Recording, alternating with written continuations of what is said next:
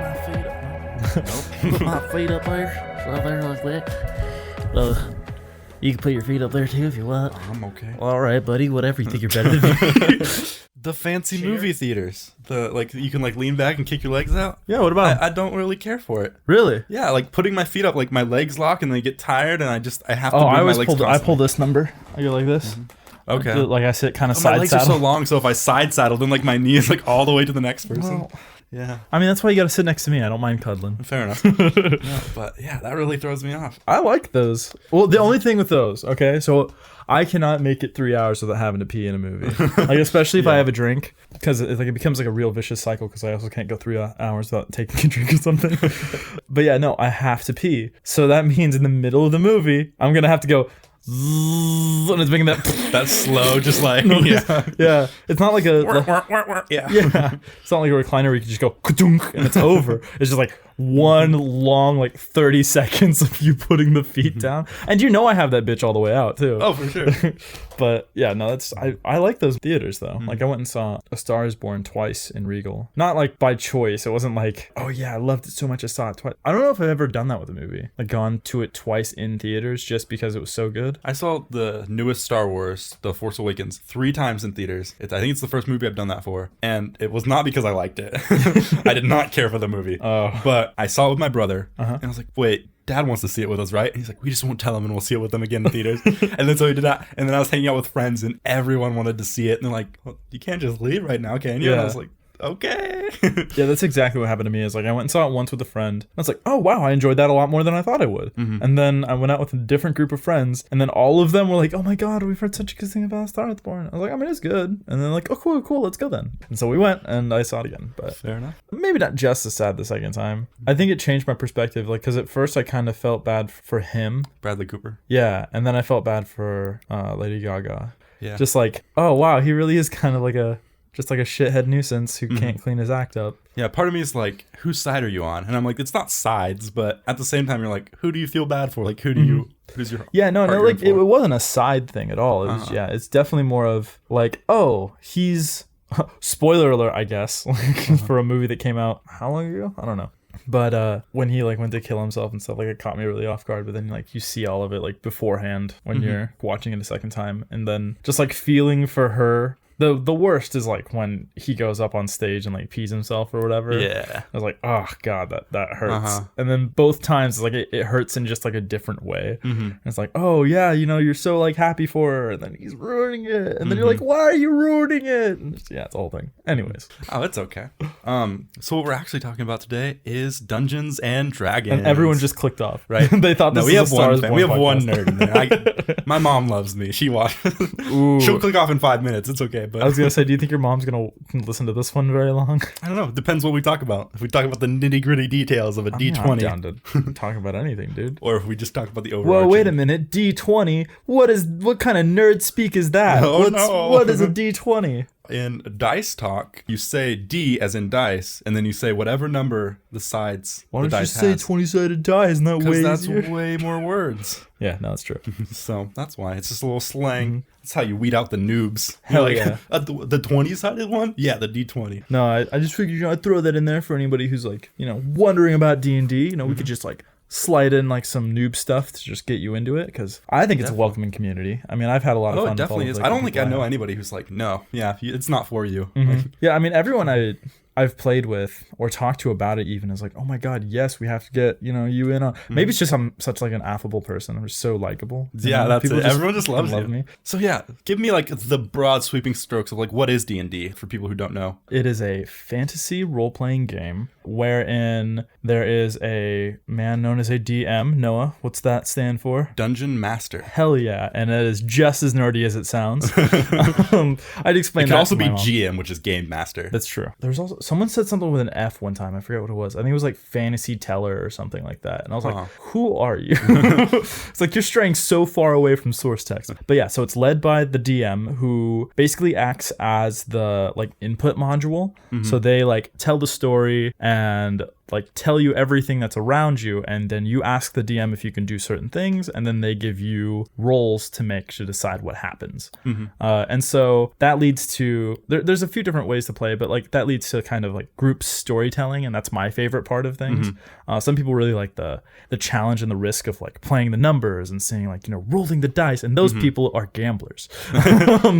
But like, yeah, it's like in broad like sweeping strokes, it is a fantasy role-playing game that involves group storytelling and a little bit of improv if you want, and have fun with it. Yeah, so the DM narrates a world, the players make choices, and then they use the framework, which is Dungeons and Dragons, which gives them stats that they can apply and adjust accordingly. There's so many books that you can read and like pages on, like you go on for I don't want to make a guess at how long you could spend like reading about like all of the stats and lore of everything, because D&D kind of comes with its own like built-in world, right? So there is like a like you don't Wizards have of the to. Coast has made a world that you can like live in and build in. Yeah, the multiverse. Yeah, if you hear like terms like Neverwinter and like Red Cloaks and stuff like that. Yeah, they're like their base building block set, and then from there, I feel like it's more of a game for the DM than anything to me, because I feel like the DM goes through all of like this research and like reading the world, and then it's up to him to try and convey the world to other people. So it's like hardcore 15th prestige level like D&D players are like the DMs. It's like those are the people who are like the real nerds behind it all. People say like, oh, you play D&D? What a nerd. It's like, I could play D&D and not have a fucking clue what's going on. Yeah, you just need to know your character. Exactly. And then they will literally tell you everything else that happens. And even sometimes you have like a session 0 and whatever where you build your character with the DM, so you don't even have to know how to build your own character. Because essentially like my first time playing, I literally built my character with the DM, and the DM essentially built it for me. Yeah, and then they'll just write like little cue cards for you. Remember, bonus action, you can do this. And you're like, okay, I don't know what a bonus action is, but I'll just ask every time. Yeah, and it's like it's as simple as that too, just like asking. Because yeah, sometimes it can be hard to remember and keep track, even as like an experienced D&D player. Like I'm not super experienced. Do we want to reveal how many games we've played, Noah? Yeah. Okay. So for me, I think I've done like 5 sessions with one group. We started at level 3 and now we're at like level 6. And then I've done another session that I am actually dungeon mastering for now. Wow. That is our session, and we have done 3 sessions now of 2 hours apiece. Yeah, about 3. I've done like those 3 sessions there. I did 4 sessions with another group, and then it was supposed to be a one-shot, but it was like a 5-session one-shot, just because we kept messing around. Yeah, messing around with it. I like to push the rules of D&D a lot, and just kind of like, hey, can I do this? For instance, in the session that you and I have, the campaign that you and I have right now, my very first role in the game was to look for Reese's Pieces. In a fantasy world, when we're on a cart delivering goods. Yeah, and guess what? I fucking found them. He got the Reese's Pieces. Yeah, I rolled a nat 20, which, what does that mean? That means when you roll a 20-sided die, it lands on a 20. Yeah, and like in the rules of the game, a 20 is the best you can roll on those kinds of like saves or checks, I guess is what they're called. And the community has kind of agreed that on a 20, it just kind of pushes the rules an extra 10% of like what you would normally be able to do in like realistic means. Like if you get a 20, like it just jumps you up a little bit further. I mean, some people like really push what a 20 can do. Yeah. But at the same time, if you roll a natural 1, then that can like really hurt you in a lot of specific ways. Yeah, so that's called a critical failure when you roll a 1. And yeah, so basically just like everything bad that could happen will happen in that moment. You go to like kick a dude and he just grabs your foot and like throws you upside down. And then you're like, well. I did that on a what was it? It was a sleight of hand check where I tried to like pickpocket someone. The DM was really goofy, and he decided that, oh, well, you rolled a natural failure, so you grab what you think is a coin purse, and then you try to pull it out, and you've grabbed this man's sorry, a slightly older kid talk here. You grab the guy's testicles, and I was like, wow, this sucks. Now I have to roll for initiative to fight this guy that's way too big. Yikes. But yeah, no, so critical failures. The DM basically gets to have a little bit of fun and just really screw over your character if they want to. Now, you said up front, it's like a fantasy role-playing game. The nice thing about D&D is it's a really set of basic rules that you can kind of mask to any world.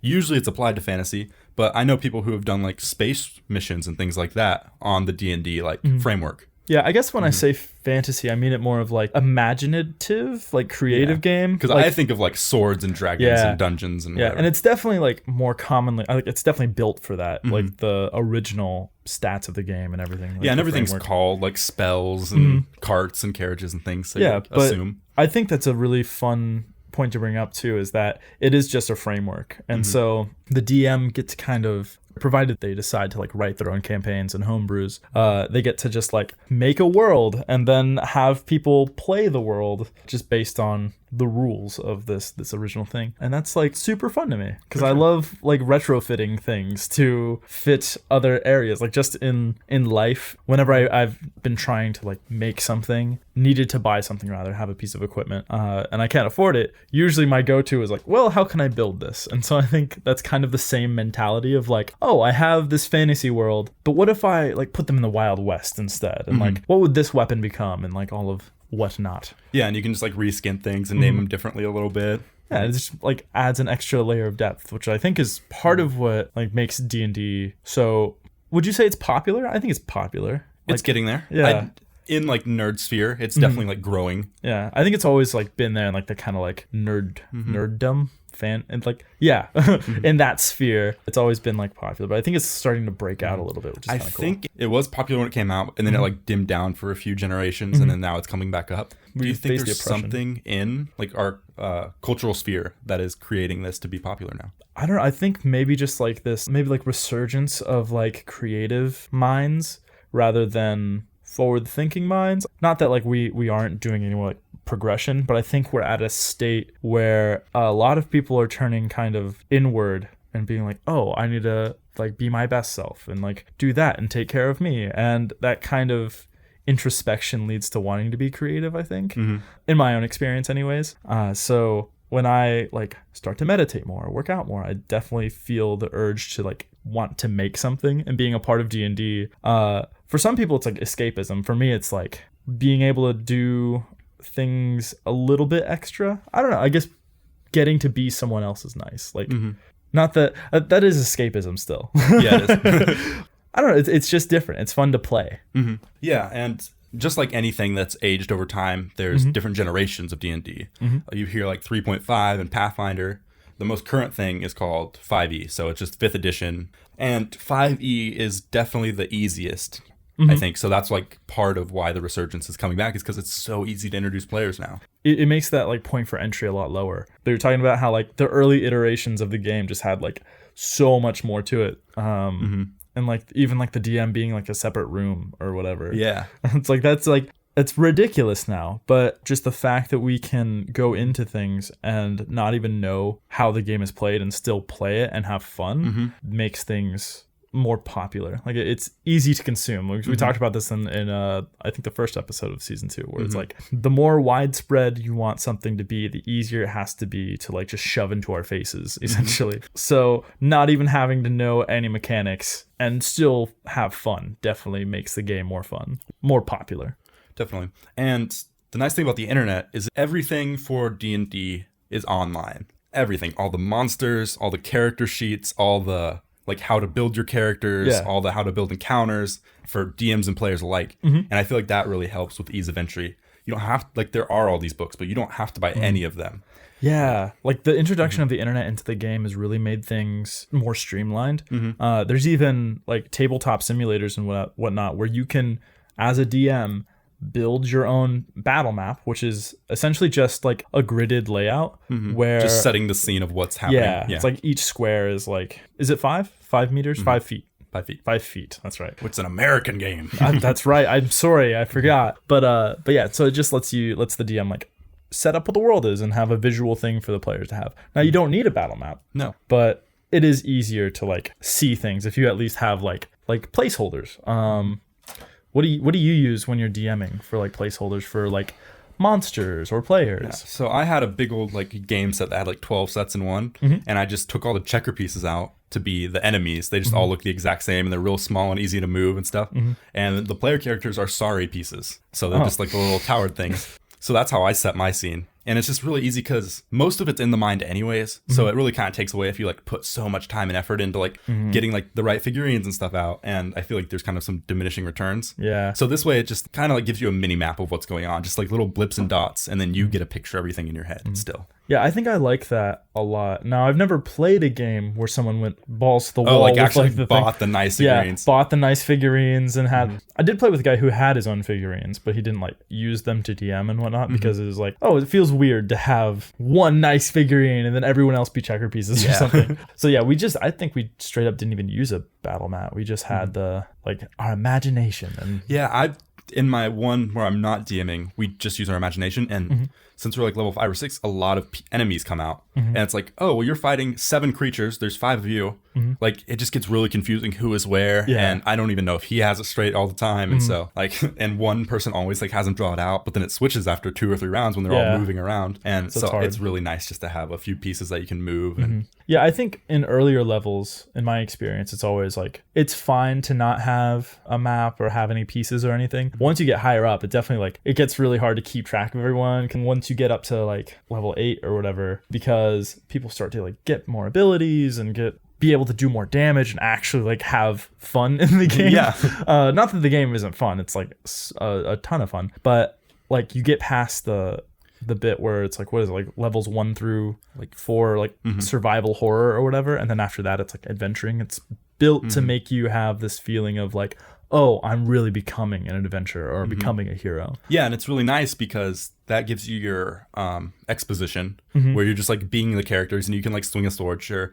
And then you really get to see the development of your person that you have grown, not only like emotionally and character story-wise, but also like you get to see their physical growth. And so, yeah, that's always my favorite part. It's just like that grind to like climbing the mountain and then you're like standing on top and then you realize there's so much more mountain to go, but you're like, I'm ready. Yeah, but like the first time you can like throw a fireball and it's like the most powerful spell in the game, and it's like, I've worked like 6 levels to have my one spell slot that can do this, and now I can just throw it down in the middle of these people and kill them all. Haha, I am a god. I always get super into it. I love it, and like having like the ambiance set and like music. Last time we played, like the music would just like shift at like the perfect moments, and it was just so beautiful. Like the coming back, it's like, I'm gonna do it, and then rolling a nat 1 to this amazing fantasy music. Right.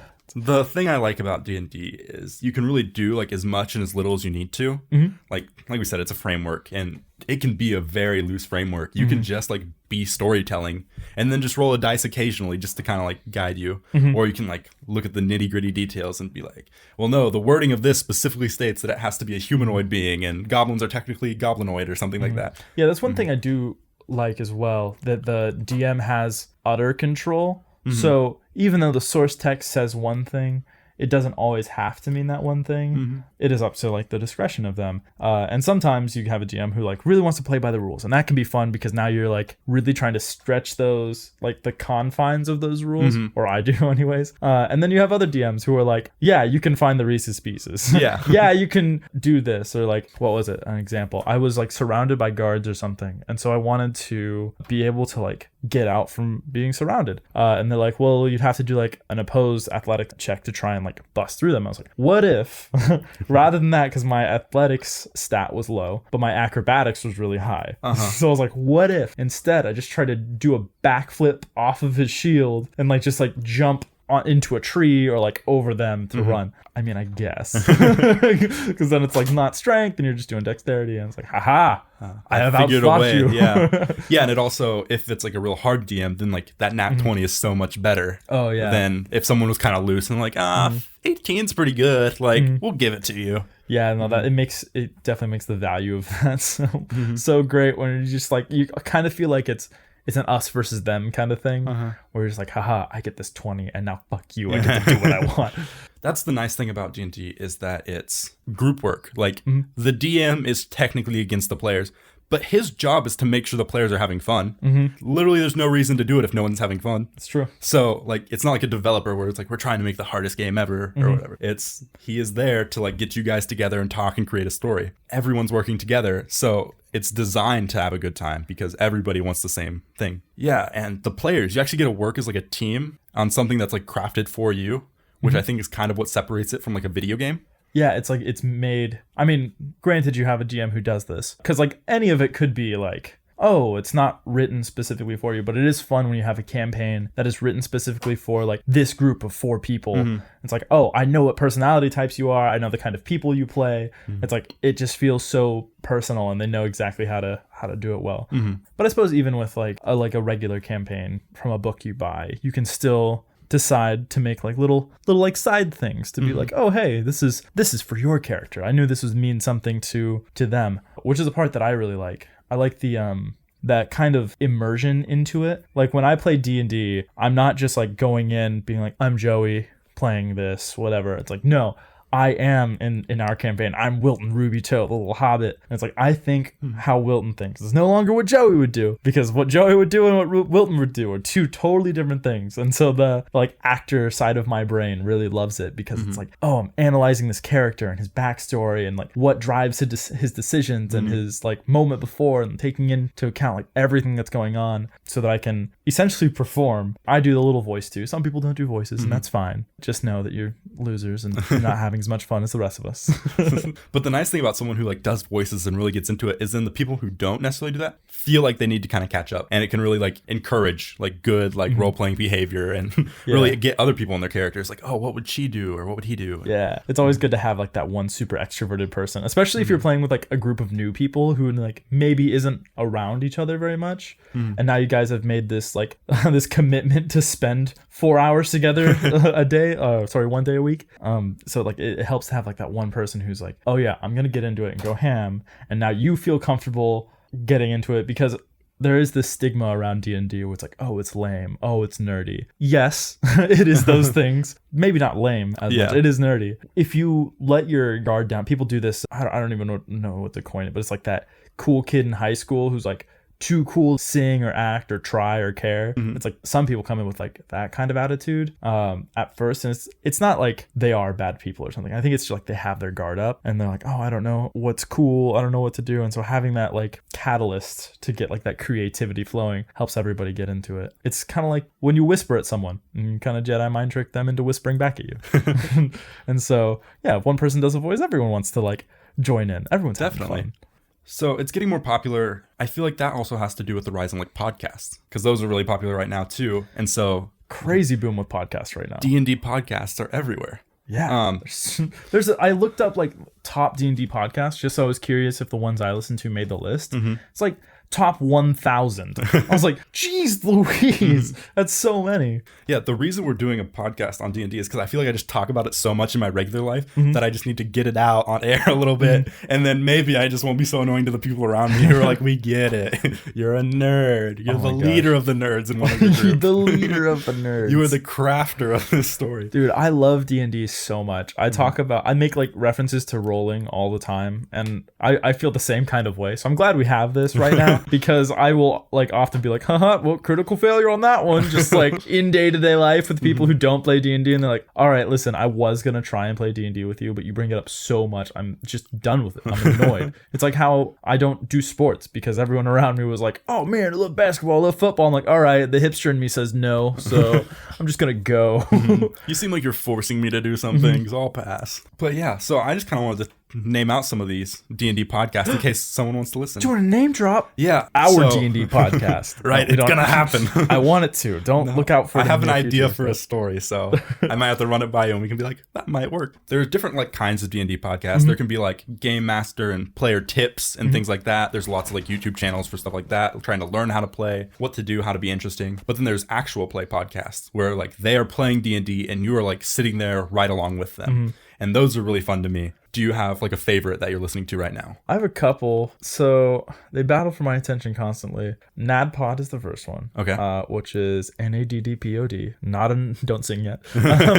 A little inside joke for people who go and listen to the podcast, called Not Another D&D Podcast. It is on the Headgum Podcast Network, and it follows their like unique twist on the game is it follows a group of heroes who are cleaning up the world after a group of heroes already went through and like quote unquote saved it, and so they're dealing with the repercussions after that. And like the first few episodes of it, like they really just hammer in. It's like, welcome to the campaign after the campaign. And it's I saw you mouthing along. It's great. But yeah, no, that one's like really great. If you listen to old College Humor stuff, Jake from Jake and Amir is on that. I guess they're all 4 comedy writers and improv actors. All associated with College Humor at one point or another. Yeah, that's how they all met, and they all just like stayed friends. And so that one's really good. The other one we listened to is Dungeons and Daddies. That's great. Not a BDSM podcast, as they clearly swear. state. There's a lot of They stuff. push the line. No, and it's like a fun little twist on the idea that dads all have their inherent like class that they would be in D&D. Just by living their regular life. So like you got the nature outdoor hiking dad, and he's like a druid in the game, and you got your football coach dad who's gonna be like a barbarian, like, and so that's their idea that every like person's personality like ties to a class. So they're playing as these 4 dads who just suddenly got transported into the fantasy world and are trying to find their sons. This is a good one for like, I guess like people who aren't used to the idea of fantasy stuff, because the whole time they're kind of role playing as these people who aren't into fantasy stuff. So like in their world they've created, there is no D&D obviously, but like they drive a Honda Odyssey. And through like the gates of a village. And like and so like they're like in their Honda Odyssey in the beginning, and then they go through a portal that transports these regular characters that are just dudes into the fantasy world of D&D, and now they have to like deal with all of like the repercussions. And so that's really fun. Are we just gonna spend like a good like 15 minutes talking about all these podcasts we listen to? Because I'd be down, but I mean, I was just gonna kind of name drop those 2. Yeah, okay, that's fine. Yeah, but there are tons out there. Like you said, you can go on a list and just like run down through them. Yeah. I think currently I'm like listening to like 4. Currently listening to D&D podcasts. That's really funny because like I was like about to say like, how can you keep up with that? But when I was a kid, I used to read like 3 or 4 books at a time. And it's like, oh, how do you keep up with all those stories? It's like, oh, you just kind of like it's like listening to 4 different TV shows. Like you're not gonna mix up Friends and The Office. Like, I don't know. I might.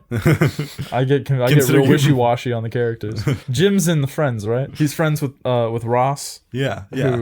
Who is friends with Barney. They're all the same. Yeah. And then Sheldon has his own show with Barney Stinson. But he's a child now because of the spinoff. That's right. And then there's Chris Pratt and... Yeah, but he's all chubby. Like, what happened to him? Yeah. Why isn't he's not as hot as I thought he was. Yeah, and then he's like dating Aubrey Plaza for a little bit. The name drop there. That's a one that I don't think everyone would know. Oh, really? Aubrey Plaza. Oh, Aubrey Plaza. Yeah, no, I love her. I think she's great. Anyways. Nothing to do with D&D. Oh, can Aubrey Plaza and Chris Pratt... Wow, I can't speak. Aubrey Plaza and Chris Pratt? Chris Pratt and Aubrey Plaza have a D&D podcast? Please? Yeah, that'd be great. Like a Are they real nerds? They like act like it sometimes, but I don't really know. I always wonder, like looking at people like on screen, it's like, are you guys friends? Are you guys good afterwards? And like you see like little cut scenes of like them being like funny and quirky, and I'm like, but is that you all the time? Or like, are you just like, there's a camera there, so you're just gonna do a little jig? I just want to get to know you, Chris. Right? Aubrey, be my friend. Aubrey, go on a date with me. Find me. Come find me. Oh no. Anyways, where were we? I have your outline in front of me. I've looked at it twice. It's been wild. We've been going up and down and left and right. So something I've heard recently, a couple different times, is that D&D is really popular in the LGBTQA community. Plus. There's a plus on the end, I think. Do you have any idea why that would be true? The only thing I could think of is because LGBTQA plus is part of what would be considered counterculture, and that kind of fits in with like the D&D stuff. So, and forgive me if I offend anyone with my like terminology. I'm not intending to at all. I'm just you just use like weird words for a lot of things, and you just kind of like assume that everyone knows. I mean, I use the wait, what's the word I use? It's like that. Oh, creamy. I use creamy for a lot of things that creamy should not be used to describe. And it makes a lot of people uncomfortable. And anyways. But no, I'm also just not like super well versed on the subject of like gender studies and sexual fluidity and identities. There we go. That's what I was looking for. Yeah, I think it's because they're both kind of part of what would be considered counterculture, and so they're like a subset, and D&D is its own little subset off the main branch. And then there's a little bit of overlap, I think, just purely because D&D was like kind of oppressed for a long time, and not like in like we separated it into different camps and whatever, but like a lot of society just looked down on people who played D&D, and then also some of the same people were looked down on for being who they were. And so if they did both of the things, and there was like a little bit of like osmosis just from being so close together, and then now that being LGBTQA plus is becoming more and more accepted, now like D&D is kind of being pulled into the limelight a little bit behind it. And then with podcasts blowing up, a great thing to do is to listen to people play games or tell a story. And so D&D just like gets pulled right up in there anyways. So it's like a mix of a bunch of things. And I'm obviously generalizing and have no real clue why, but that's my hypothesis. Fair enough. Yeah, you were saying a little bit earlier about how it's an escapism. I'm not gonna make this assumption for you, but I'm gonna say it anyways. For you, it's to like escape like the boring monotony of like everyday life, and now you get to live in this fantasy world and like be cool and adventurous and someone you aren't always. Whoa! I'm pretty cool. You're pretty cool. I'm a pretty You cool can guy. be. I'm trying to think of what Wilton is that you are. You can be short and adventurous. Oh yeah, because like I've always wanted to try out being short. I mean, that's part of why I chose Wilton, is like I've never been. So just to describe my current D&D build, he is a halfling monk. He is level 2 now. Yep. He's 3'11", but on Tinder he's 4. Yeah, no, he's just like this little dude. And I've never played as a halfling before. And I've also never been short before. I mean, I have been short. Obviously, I was a kid. I was a child. I came out 5 feet tall. Excuse me, I'm 6 foot, sir. Well, yeah, you had to grow a little bit. No, I came out fully developed. Fully formed. Although I did have size 13 feet when I was in middle school. When I was like in 5th grade. My feet were enormous. Yeah, no, so it's like it is interesting to like have that escapism, and it's not a far stretch to like assume that for most people, especially for someone who spends 80% of their life in the chair I'm sitting in right now, just staring at a screen and editing. Yeah, it is nice to like feel like, oh yeah, I've got this amazing power and ability. Like I can be thrown by another human being, and I can climb walls with ease, and I have giant biceps that I can predator handshake people with. Yeah, no, it's definitely part of why I play, I think. Another part is like just flexing my actor side, which we talked about a little bit. I love that analysis of character and whatnot. Why do you play, Noah? I play it's definitely a little bit to get out of your shell, of course. You can be someone you're not. You can be like the bold, brash person. And it's like, for me, being an introvert and quiet, it's like, oh, I can take charge and do things. And I could do that in everyday life. But for some reason, there's different things holding me back. You can't roll a die in real life and just like do it. Yeah, and if I fail, it like could have repercussions, theoretically. Yeah. We should try that sometime, just for fun. Just be like, for like a day, like a couple days, just like carry around a D20. What are we going to do? Just to make decisions, roll a die for it. Another thing I like about it is the creativity. I think that's why I like to be the DM. Is like now I can like consider writing my own story. I can adjust on the fly as you guys do different things, and I think that's a fun little muscle to test. Yeah. Like, do you also? I feel like, I mean, just knowing you, I feel like you like the like minutia of like all of the rules. Oh yes, of course. I like to know everything, and I like people to know that I know everything. Yeah. Noah just likes being right. Oh yeah. I've never seen a man be as happy as Noah is when he is like, not only when he is right, but when he knows you cannot refute that he is right.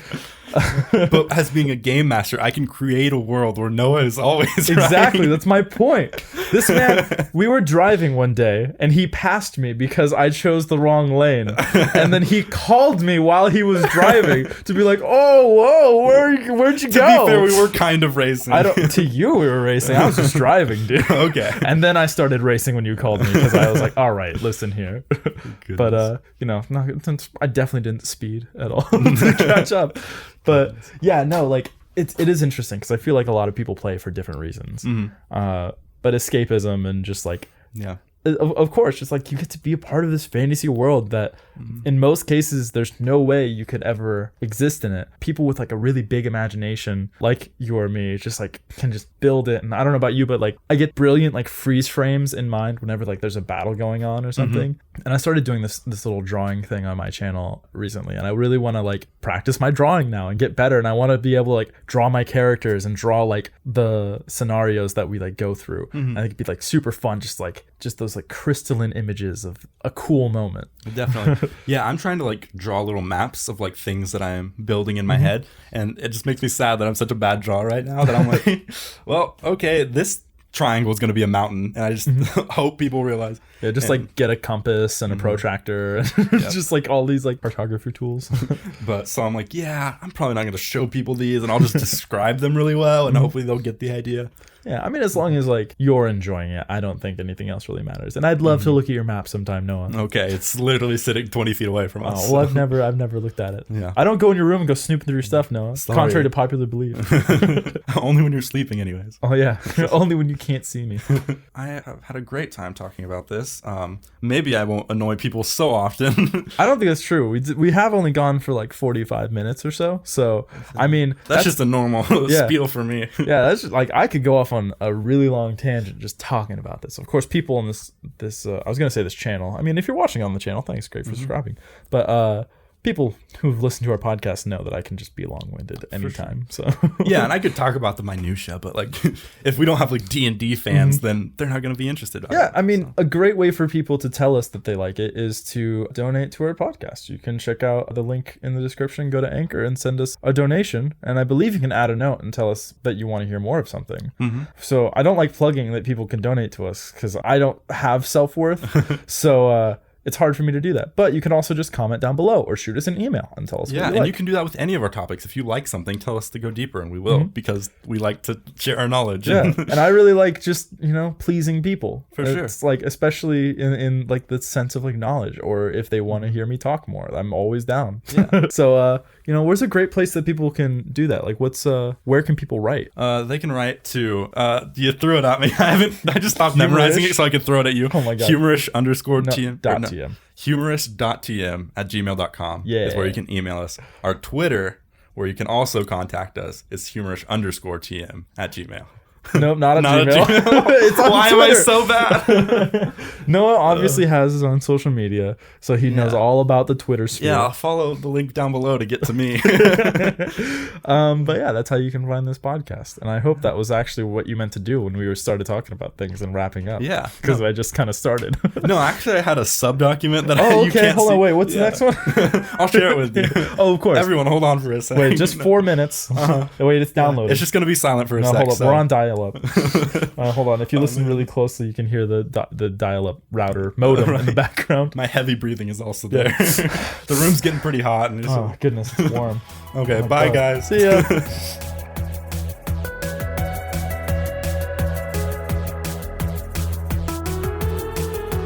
Hey everyone, thanks for listening to this Humorish podcast. If you liked it, check out our other content. You can email your topic suggestions to humorish.tm@gmail.com. You can also find us on YouTube or on Twitter at humorish_TM or use the hashtag NoahAsked. The podcast music was Watercolors by Vic DeVee.